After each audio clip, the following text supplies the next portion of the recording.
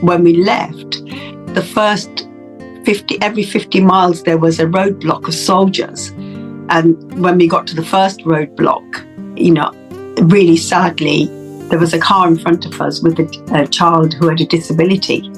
And the phrase he used was, what use is he where he is going?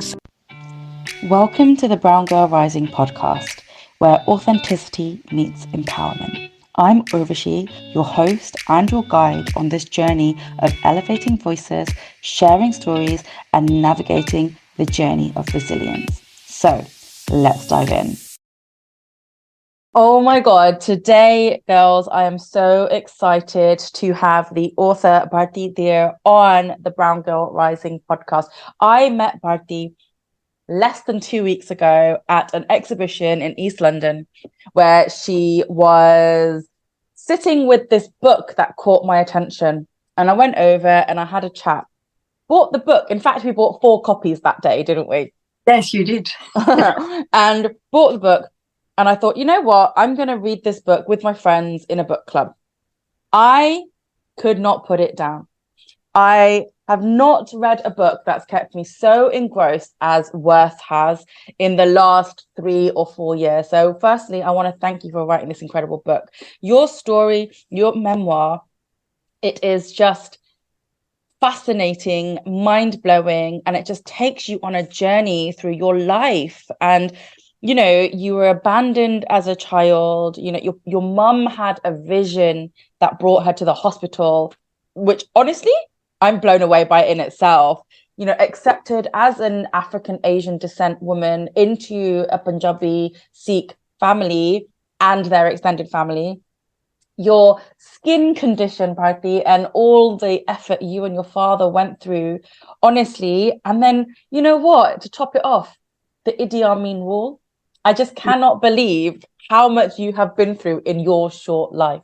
I'm honored to have you here. So, Bharti, welcome to the show. Well, thank you very much, Urvashi. I'm equally honored to be here on your podcast. I'm so honored that you asked me, and I'm so pleased you've read my memoir. Yeah, I read it from cover to cover, like literally could not put it down. And you know what? I had to have you on the podcast. Like, your book inspired me, and I know it's going to inspire everybody who reads it. So, Bharti, the first question I ask all my guests, and I want to ask you, is what does it mean to you to be unlimited? I was thinking about that question, and I thought, unlimited for me, I think you relate it to the title of my book, which is Worth.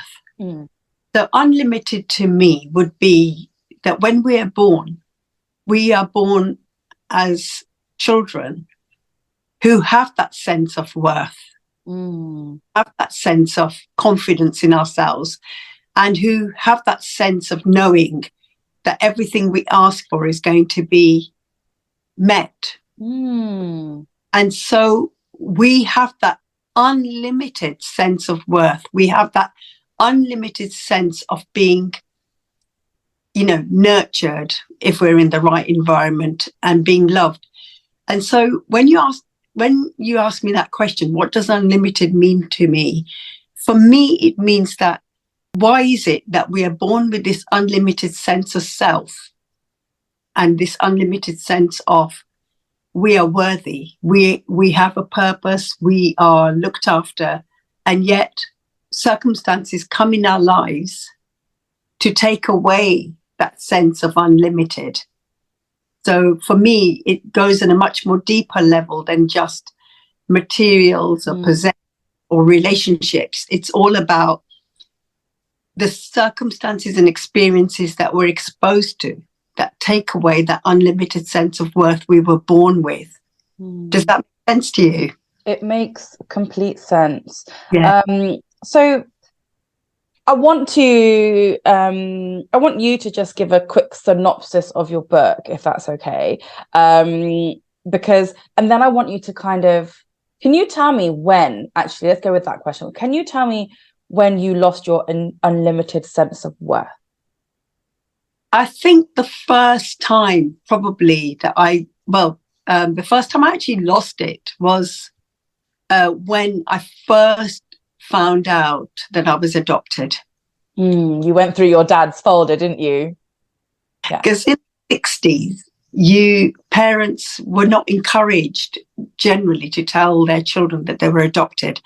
And my parents were typical Indians. They didn't want me to feel that I was unloved. They didn't want me to start questioning my identity within the family. So they brought me very much up as, you are our child. And I had no reason to disbelieve them. And I had no reason to question my very existence. And when the kids at school used to say, that's not your real family, I didn't believe them. In fact, I think I've written, I got into a lot of fights. So when you go into a study and you find a folder and it's got your name written on it, and then you read the word adoption, and then you look it up in a dictionary, I think that's the first time I started not necessarily feeling I wasn't part of the family, but actually questioning why my parents had lied to me and who was I. So you felt lied to. And why was I abandoned on the roadside? What was it about me that my mother or her family didn't like about me, to the extent that they were prepared to leave me to die on the side of the road? And that, I think, that was probably the pivotal moment when I started to feel unlimited in myself. Because suddenly I started to question myself. I started to question my looks. I started to question my parents. What else had they lied about, to me? I started to question, was I really worthy to be here on earth? Should I really have died on that roadside? So, yeah. And then, of course, I think a few months later, obviously, I developed the skin condition. And I think that started to chip away at my sense of unlimited worth even more, because I'm hearing messages from various religious bodies saying this is karma for something bad she's done in her life, and she's being tested, or this is God's way of punishing her for something she's done, or she has to go through this test, or she hasn't got. So you can imagine, as you proceed through life with a condition like that, and then people actually openly start shunning you, again, your sense of unlimited worth, that worth wasn't unlimited anymore. It was actually, it started to diminish. That mountain started to diminish. Yeah. It's interesting because in your book, obviously, you just said, am I worthy? You had this feeling of, am I worthy of being here on earth? But your story takes us on this journey where you were dropped off at a roadside in a fruit box. Yes. And then your mother had this vision, which I'm going to ask you to go into in a minute. She came to the hospital, she got you, and then all of a sudden you were this, your dad won some money, was it? Yes. And, all of a sudden you were the lucky child. So between the ages of 1 and 7, you were like this prosperous, lucky child, right? So you must have felt, well, I don't know, but did you feel completely worthy at that point? Or did it get to a point where actually it just got too much for you? So let's start with my mum's dream. My mum talked to me about her dream. That was around about the age of 15, 16 when I disclosed to my mum, finally. By this time, my father had died. So he died not knowing that I knew I was adopted. Oh. So, and it's only when I got another condition, unfortunately, called lupus, that when the consultant asked my mum, is there anybody in the family who has this condition? And my mum said to the consultant, oh, well, tell Bharti to go out the room and I'll tell you. And at that point, I turned around and I said, Mum, I know I'm adopted. And I turned around and I said to the consultant, I was found abandoned, so there's nothing known about my history. And so, and I'm adopted. So that was it. So subsequently, I was able to then ask my mum when we got home, well, tell me my story. What do you know about me? And she said, well, prior to my birth, my mum had lost 8 or so children in childbirth or miscarriage. Oh, wow. And she then had my older brother, and then she was pregnant carrying my sister Anju. Yeah. And she kept dreaming that there was a girl coming into the family. And she kept telling my dad, I just sense it's not this child that I'm carrying. I know I'm carrying a girl, but I feel there's another little girl coming. And then she said to my dad, because in Uganda, there was a real intermingling of religious faiths. Okay. So Sikhs, we went to the Hindu temple. I've said, we were comfortable going to the mosque. We were comfortable going to church. Everybody intermingled with each other. It was only a small community. So we all celebrated each other's festivals. So my mum kept saying to my dad, I'm seeing Goddess Lakshmi, and she keeps coming to me, and she keeps saying to me, there's another little girl coming. And my dad was not as spiritual or as religious as my mum, and he kept saying, it's just your BAM. You know what BAM means? Like, it's just your sense. It's superstition. It's all mixed up. You've got a child you're carrying. That's the girl. Mm.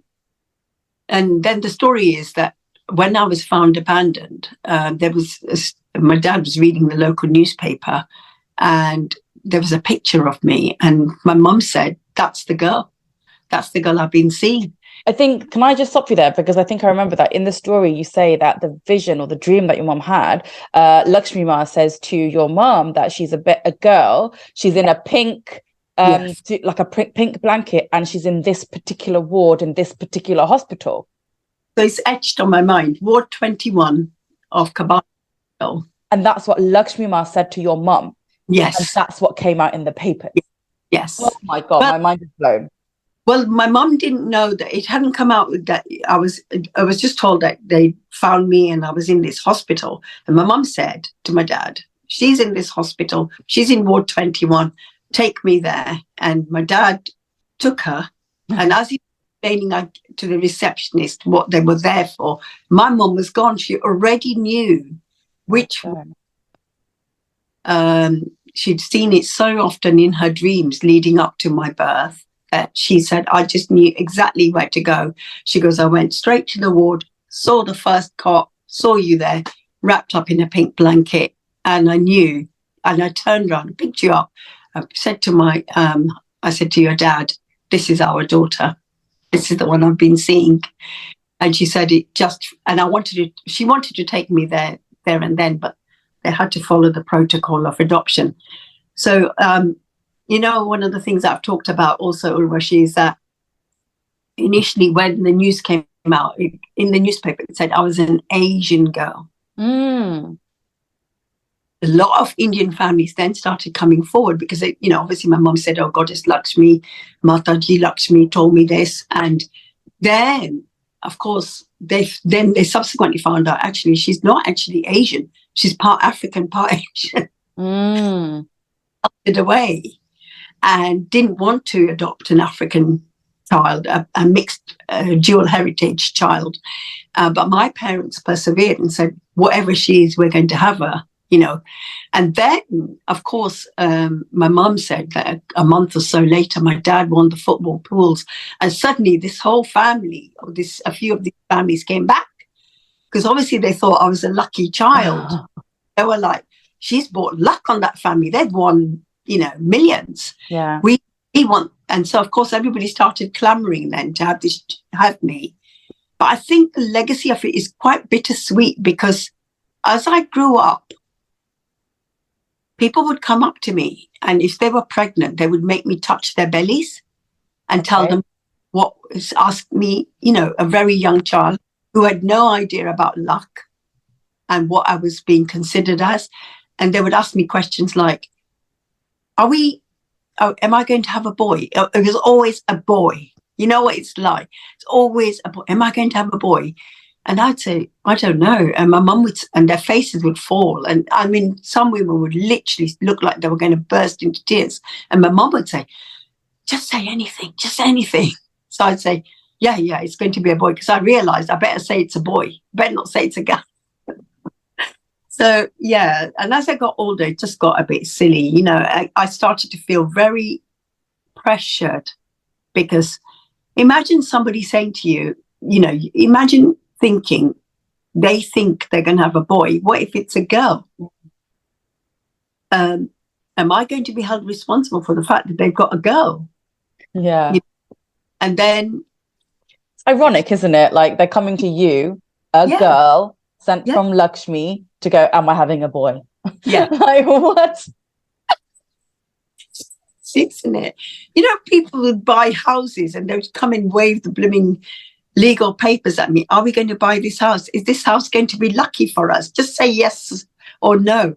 And, you know, that level of responsibility and pressure you put on a child. Dream of it now, would you? Well, I don't know. I think in certain parts of India it still goes on.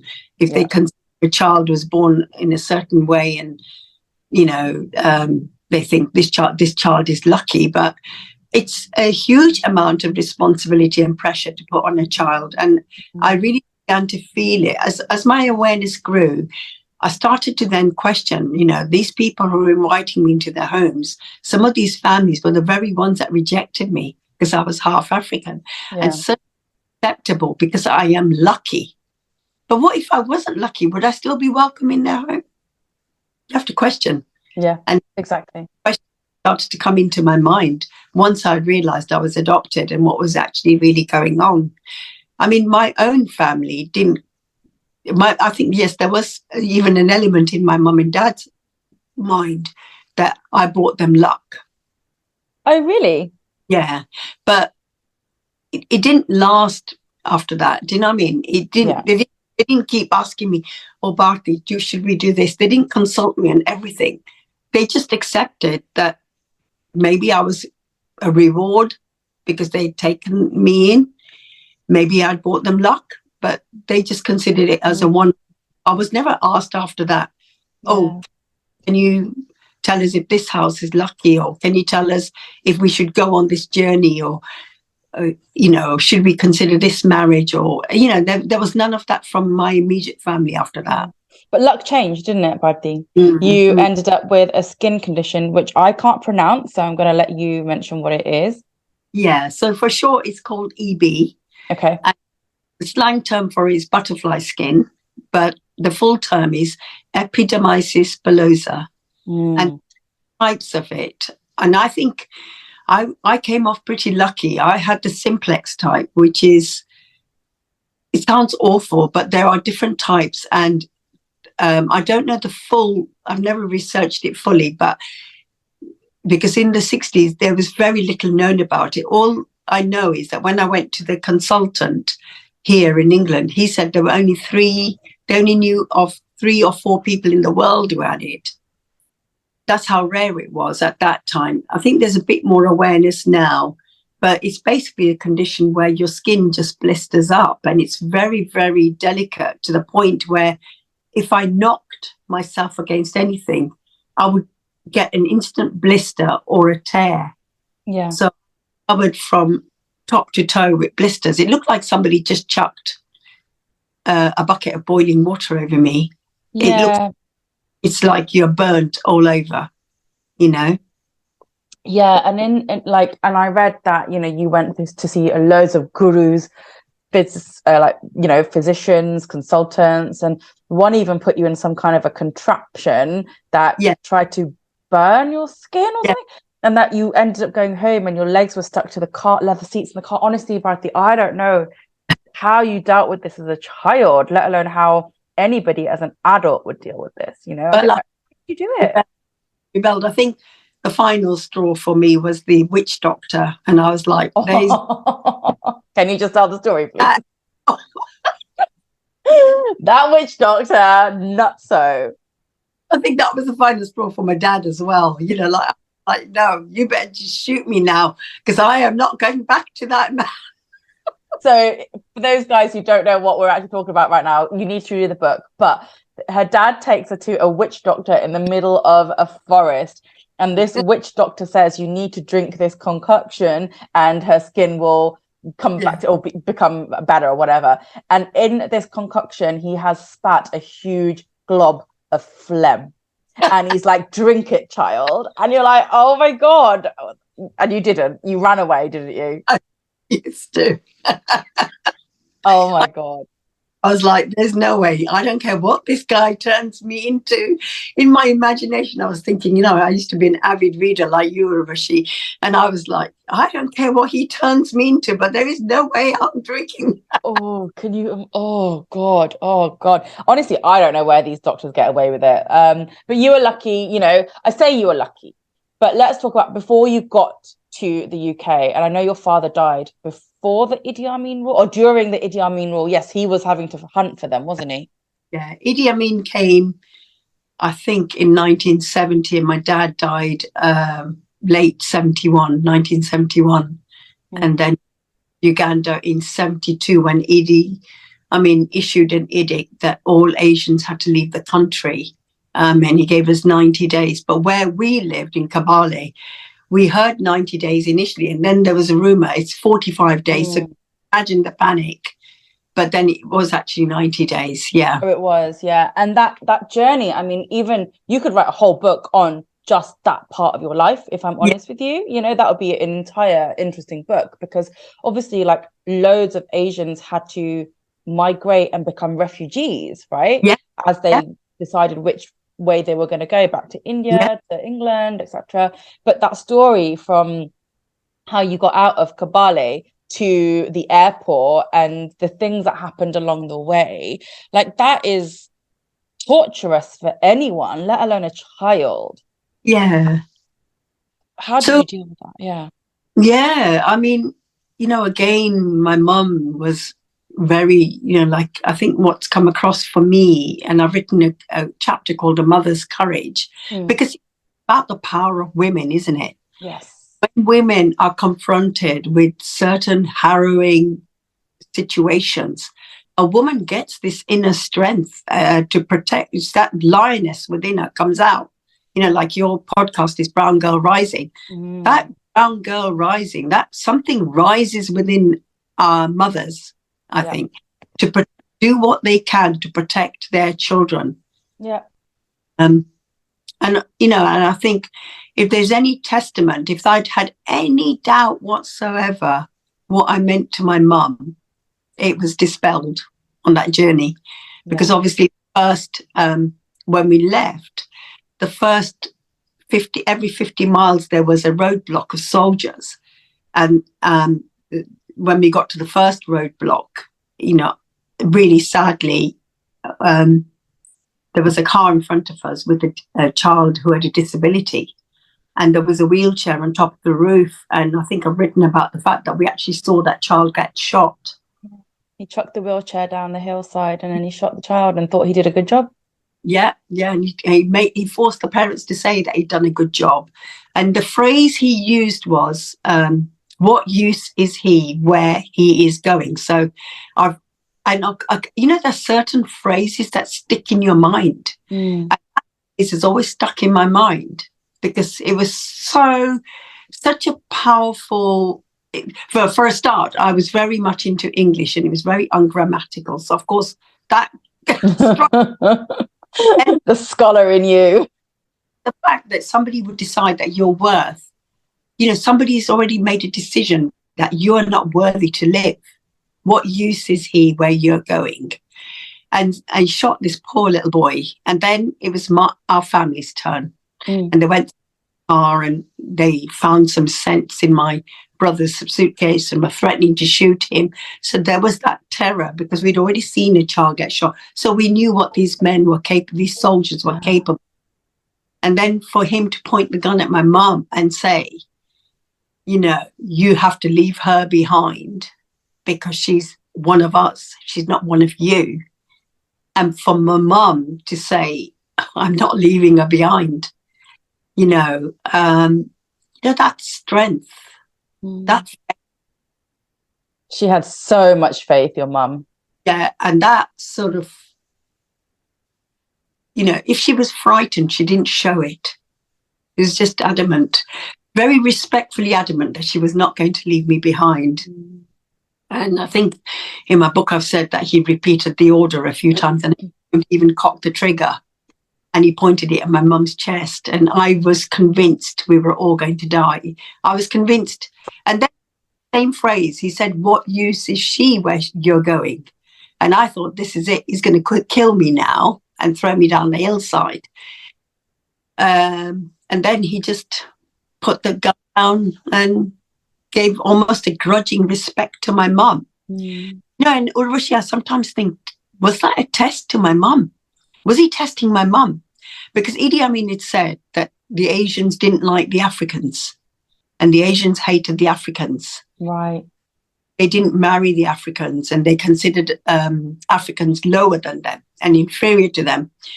So maybe sometimes now I sometimes think, was he testing my mum?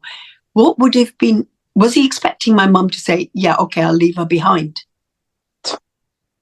Because she's half African. I agree. She doesn't really belong to us. You can have her. Oh, my God. You do think in those scenarios, only after I think, but my mum was very assured and said, no, I'm not leaving her behind. She is my daughter. She's just as precious to me as all my other children, and I'm not leaving her behind. Yeah, your mum sounds like an absolute saint. And to be given that, like, I guess, instruction from the soldier to leave you behind and go, no, she's my child. Like, that obviously gave you a big sense of worth in that moment, right? Like, you meant something to someone. Yes, yeah. And then, of course, later on in the chapter, written about my Babiji, who was my cousin's wife, and how, we had to be in this room and the lights had to be off. My mum had gone to get her passport and papers with my cousin brother. Yeah. And we were given instructions to get into the water tank if the soldiers came to the house. And they did. And again, another woman prepared to die not just for her own children, but also her nieces and nephews. She was prepared to die for all of us, and said, you have to get into that water tank, and you do not dare make any noise, and only when I knock on that water tank will you come out. Of course, I thought that was very exciting. Yeah, when the soldiers come knocking at your door. Oh my God. So did you ever at any point feel different in terms of, obviously, maybe, I don't know, because you're half African, half Indian, maybe your skin was a little bit darker, your hair is curlier than maybe most Indians. Like, did you ever, did anyone ever make you feel like you didn't belong where you were? Urvashi, one of the reasons I wrote Worth was because I wanted to highlight various aspects of the Indian community and to talk about the fact that, there was this prejudice about illegitimacy. Yep. Yeah, there were remarks made about my legitimacy, and people, as you get older, you become more aware of those remarks about people saying to my mom, she's got ganda khoon, dirty blood, or going to bring dishonor on your family, just like her birth mother did, So the most people were convinced that I was going to have a child illegitimately. Yes, I remember reading that. Yeah. Then there was this issue about, the sexism. If you want to adopt, why don't you adopt a boy? Why are you adopting a girl? Yeah. Then there is the messages about racism. Oh my God, she's an African, you're actually bringing an African into the family. And there were relatives that said to my mum and dad, my dad, people are going to think you had an affair with an African woman. So when I used to go to the Gurdwara, when I was a teenager, I used to hear women saying that. Oh. And they realized I could understand Punjabi perfectly. And they would be saying in Punjabi to each other, oh, her dad must have had an affair. The poor woman, she's had to bring up this child. Or they would say things like, maybe she's had an affair, and snigger. If only they knew. They would say things like, oh, you brought your servant over from Uganda. Oh my God. Calling her your daughter, God's going to really bless you because, you know, you brought this servant over and you're giving her this lovely life. And my mum would say, she's my daughter. And they'd say, you're calling her a daughter? Wow. Wow. Guruji is really going to bless you, you know. And that sort of prejudice about being African was there. And then also the colorism. Yep. I was much darker. I had a broader nose. You know, I've got a wig on, but, you know, natural hair is very curly, shorter. And, you know, people saying, you know, she's a Kali, who's going to marry her? Nobody, you're not going to find anybody to marry her. She's going to be a burden to you for the rest of your life because you're going to marry her. So these are the things that chip away at a child's sense of worth and a young person's sense of worth. Yeah. And I've written somewhere in my book that I spent so many years comparing myself to Western and Eastern idea of beauty and finding myself lacking. I actually lost myself. I lost that sense of who I was because I wanted to be so much like an Asian. I wanted to have long, dark, straight hair. I wanted to have lighter skin. You know, I wanted to look pretty. I wanted to be considered pretty. And I knew I wasn't considered pretty in Western ideology, and I wasn't considered pretty in Eastern ideology. So I think I wrote the book Worth because I wanted to bring those messages and highlight those messages that our community doesn't think about when they're talking in general terms, and they don't think about the impact it has on a child. I'm not talking about children of dual heritage. I'm talking about children, girls and boys who are brought up to think that their color is not their curly hair. Absolutely. You know, that there's a generation that has been brought up thinking they're not good enough, having limiting beliefs that are their parents' limiting beliefs. And, you know, people like you, myself, are here to break that cycle, break that, you know, that cycle in our own heritage. Because I know that you now have a daughter. You also now do work with children as well, don't you? So can we talk about what you're up to today? So today I work in child protection. Okay. And I'm in child protection for over 30 years. Maybe there was a bit of a karmic destiny there. Yeah, absolutely. Having said that, like I've said, I've talked very much about destiny in the path. I originally wanted to be a typical Indian profession lawyer. It didn't work out. And then I ended up I wanted to be a teacher, then I wanted to be a journalist, and then I ended up just going into the social work route, something that I'd not even considered. But through the social work route, I have been able to adopt my own child. I know. So I feel like if I'd gone into any other route, maybe I would have missed my destiny of becoming a mother. I always wanted to be more of a mother than I wanted to be a wife. I wanted to be a mother more than anything. I just knew I couldn't do it down the legitimacy route because obviously my parents would have been mortified.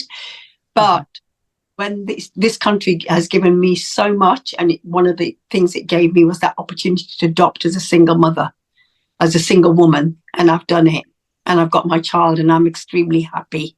I feel like a circle. I love it. So you adopted a child. What's her heritage? She is also dual heritage like me. Yes, wow. That's beautiful. You know, I've had people come up to me and say, oh, she's really light, she's really pretty. I've shut them down immediately. And my daughter considers herself just the same as me to be black. You know, I am culturally, I am Indian. I cook Indian food, I speak Punjabi, I do everything Indian. I would say racially, I am dual heritage. So it makes me African and Asian, and that makes me black politically. So that's how my daughter is brought up. She's brought up as black politically, and she's very proud of who she is. Yeah. But Asian culturally. Yes, but Asian culturally, yes. I love that. And you have a really good relationship with your daughter, right? Yeah, very good. Yeah. And she also knows she's adopted? She's a teenager already. Oh, she's a oh, okay. So you can whatever you think is a good relationship with a teenager, right? Like she could go off the rails one minute and be sweet as pie the next, right? I'm probably the most annoying mother in her life at the moment. You know, bless. when you have a teen, you can't do right for wrong. Exactly. Joking. She's lovely. I love her very much. Amazing. So Bharti, look, I absolutely loved your book. We are going to wrap this up, but I loved your book. Now, if there's one tip you can give to our listeners on Brown Girl Rising to help them raise their sense of self-worth today, what would it be? I would say, look in that mirror, and whatever negative message has been given to you, say to that mirror, if I've been called this or I've been told I'm this, that doesn't apply to me. And try and think of the opposite. So if somebody's called you, say, ugly. Look in that mirror and say, I'm beautiful. I am beautiful through and through. If somebody says to you, you're useless, hey, I'm beautiful. I have a purpose, and I have the right to be on this earth and to fulfill purpose. And keep repeating that over and over again.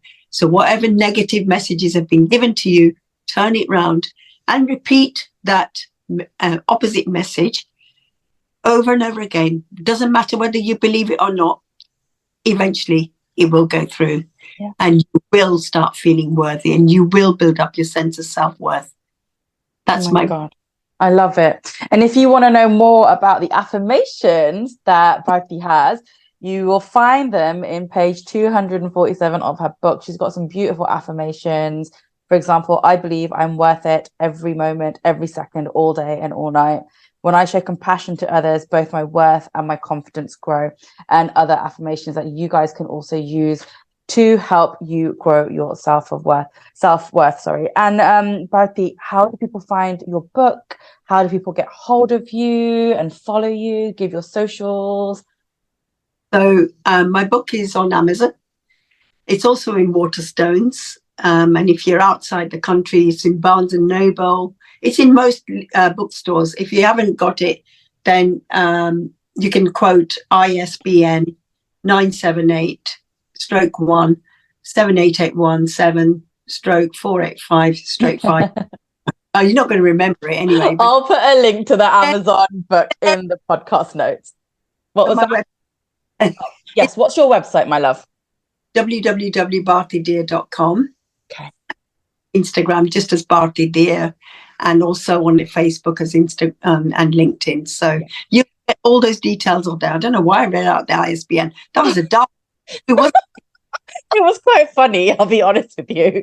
Listen, guys, so I will put the link to the book on Amazon in the show notes. I'll also put the link to find Bharti on all the social medias. But this book is incredible. It is called Worth, and it is an inspiring true story of abandonment, exile, inner strength, and belonging. And you guys have to read this. So thank you, Bharti, for your time today. I appreciate you so much.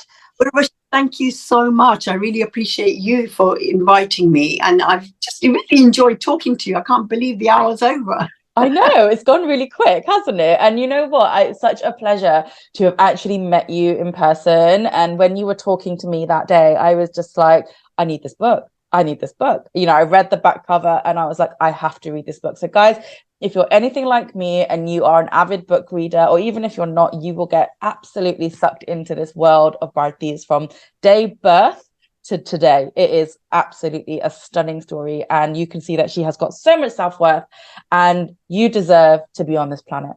I absolutely love you. Thank you. Thank you very much. Thanks, guys.